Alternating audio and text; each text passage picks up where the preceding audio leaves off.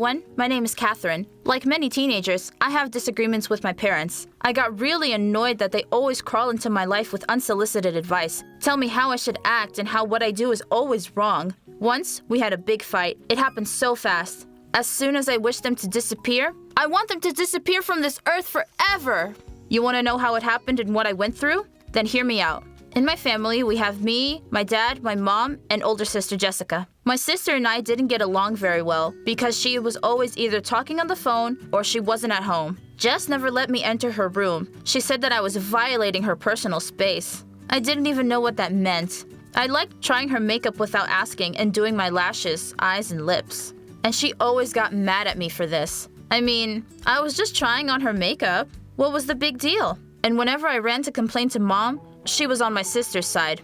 She told me not to touch her things without permission. But how do I ever touch her stuff if she won't even talk to me? Because of this, I secretly got into her room while she wasn't home and did my makeup for fun. But whenever I got caught, she always screamed and shouted at me every time. My relationship with my dad, like with Jess, was so-so. He always disappeared at work and we never really saw him.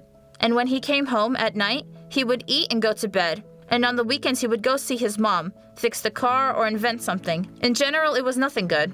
As for my mom, she was the complete opposite of Dad. She always meddled in our lives. Most of all, she loved to ask a million questions about how the day at school went, how I ate, with whom I talked to, who were my friends and who I didn't like. She used to secretly listen to my phone conversations with my friends and then pretended like she heard nothing. I was really angry at her for this. In fact, we had our last fight about this. I was having a really bad day from the very start. In my class, there was talk that there'd be a stargazing trip. You know, we all wanted romantic scenery and just have fun. My friends and I were going to pick out a place, prepare everything, and make wishes as the stars fell. Having planned the whole evening ahead of time, I was hoping a boy from class would take me. His name was Jonathan. I liked him since forever, and I dreamed of the day when we could hang out in a romantic setting. However, as soon as I woke up, I realized I'd overslept. There was a super important math test and I missed it. Before I had time to run out of the house, my mom slowed me down. She was furious. "Did you not make it to the test?" she asked me menacingly. I drank my coffee in a hurry, told my mom I'd figure it out, and left without even her getting a chance to say another word. When I came to school, I realized the teacher messaged my mom that I was not in class. "Demi, you're such a pain, Mrs. McKinney," I said rudely to her, for which she gave me an F and reported my behavior to my mother again. God, I was so mad. Right after school, I went home to change and go meet with Jonathan. And when I left my sister's room with her makeup, my mother was at the door. "So, young lady, where do you think you're going?" she asked.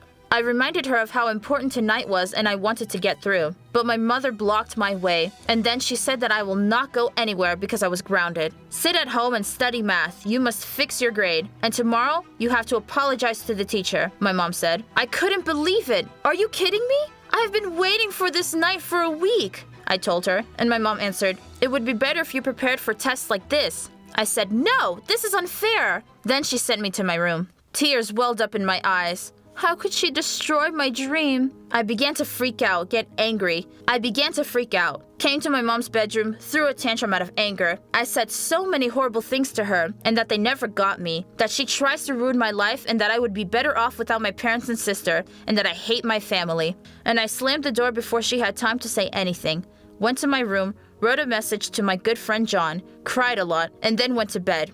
10 minutes before bedtime, I saw the stars falling and thought about what I was missing out on. If my family disappeared, I would be so happy, I said aloud and quietly fell asleep. All night long, I had nightmares, like being in a weird place. Rain fell. I tried to find help, but the people around me didn't pay attention. It was as if I was not there. In my dream, I couldn't get to my parents. They just weren't there. And then the message, "We are with you no more."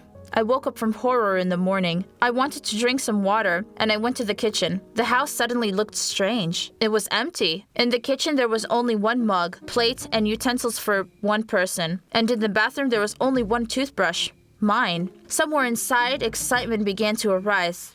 "Mom?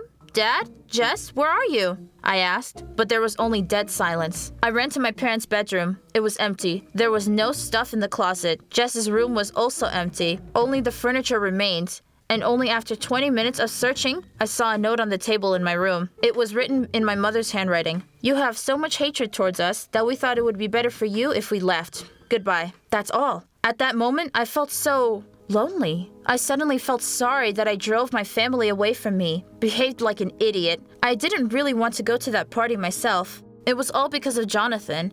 On the one hand, it would seem that I should be happy they're gone, because I finally got what I wanted. But I was scared and didn't know what to do next. While I was sitting in the room crying, it was almost morning. I suddenly remembered that my mom used to always wake up at this time. She always made her signature pancakes.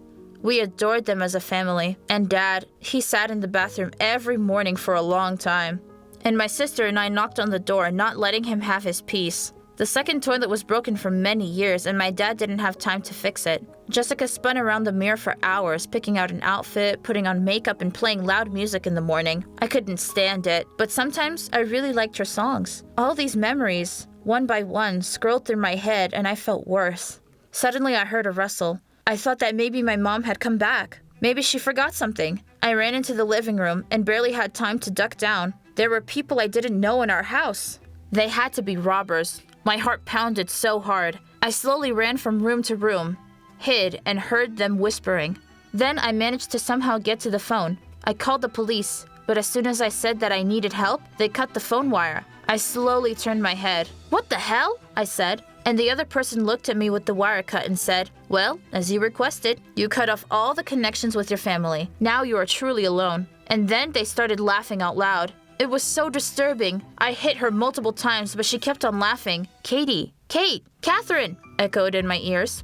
I opened my eyes and saw my mother in front of me. "Did you have a nightmare? The pancakes are ready. Get up, you're gonna miss school," she said. I came to my senses and peered around the house. Everything was in their place. Everything was normal. Mom was in the kitchen, Jess had music in her room, and Dad was on the toilet. And I suddenly felt such relief and joy that they were all here and that I was not alone. Thank God it was a dream, I said to myself, smiling at my reflection in the mirror. And at that moment, I heard Jess say, "Hey, who tore the cord from my phone?" If you liked the video, then please leave a like and comment down below. Don't forget to subscribe.